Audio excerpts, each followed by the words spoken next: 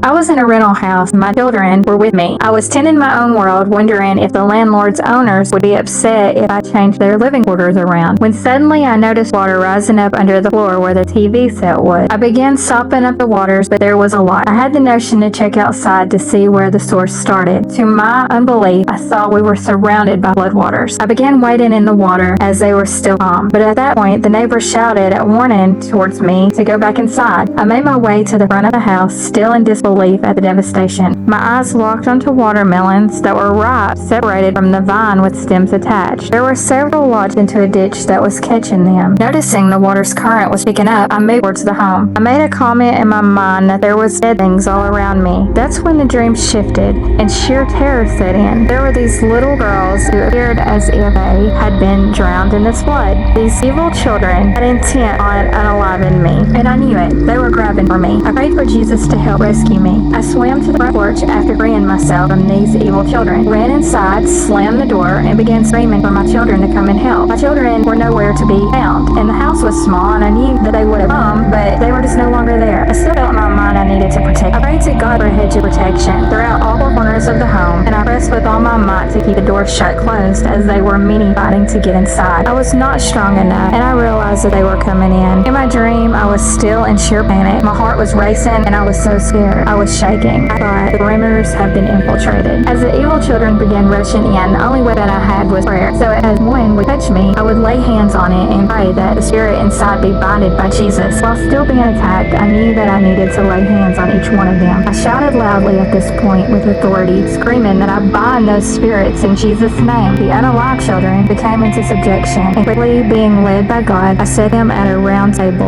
There were 8 of them. I knew they were still children, so I gathered crafts to draw their attention towards something. I knew I had to protect my children and myself. I offered my place to them, feeling the heart of Jesus that was telling me to show them love despite their hostility. I told them that they were welcome to all I had. They were becoming hostile to one another, and still nervous, I began to let them know that they were hurting, and I understood that they had been tormented and tortured. They had been in hell. I began to share with them the love of Jesus. I told them He's my Father, and He can be their Father too. The Spirit began to shift. Knew in my heart I was helping usher them into heaven. The dream shifted once again, and just when I gained control over the children, an adult zombie came through the sliding glass door. This one was different, as he was decayed and his spirit was that of Satan himself. I was so scared, but I fought as much as I could, praying and rebuke towards him.